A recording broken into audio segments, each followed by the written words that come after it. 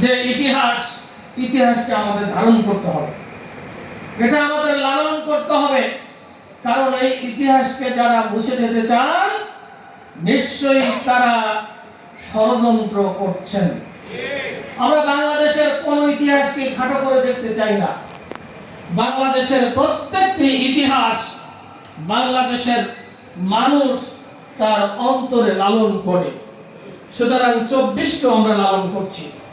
বাংলাদেশ জামাত ইসলামী 24-এ যারা শহীদ হয়েছেন, আপনারা জানেন আমিরে জামাত ঘোষণা করেছিলেন, পরবর্তীতে সারা বাংলাদেশে যারা শহীদ হয়েছেন, এটা আমাদের একটি সংগঠন হিসাবে যতটুকু সামর্থ্য আছে আমরা করেছি এবং এখনো করে যাচ্ছি আলহামদুলিল্লাহ।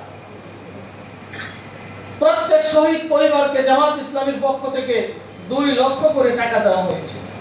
প্রত্যেক ঈদ অকেশনে তাদের আমরা খোঁজ খবর নেই, আমরা আমাদের সাধ্যমতো তাদের পাশে থাকার চেষ্টা করি।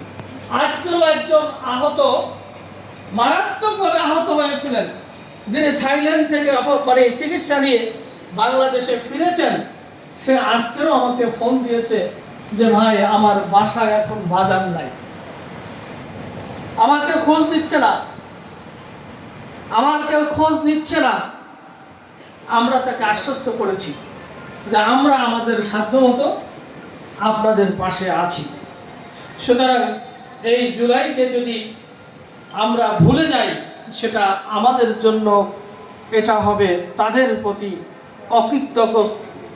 অকৃতজ্ঞতা এবং তাদের সাথে বেঈমানি করা।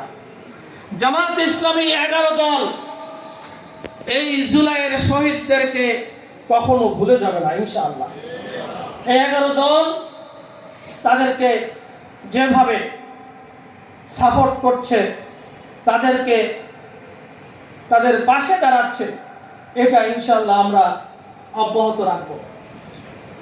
কারণ এটা যদি আমরা ভুলে যাই, নতুন করে এই বাংলাদেশের প্রয়োজনে আবার যদি আমাদের কোনো ধরনের আন্দোলন সংগ্রাম করতে হয়, এই সমাজ থেকে আর কেউ এই দেশের জন্য কাজ করবে না। সুতরাং ছাত্র জনতা, এদেশের আপামর জনগণ, পরিবার সহ, এটা তো ইতিহাস। একটি আন্দোলনে তার সন্তান, বাবা, মা, পরিবারের পুরো সদস্যরা যখন রাজপথে নেমে এসেছেন, আল্লাহ তখন দেখেছেন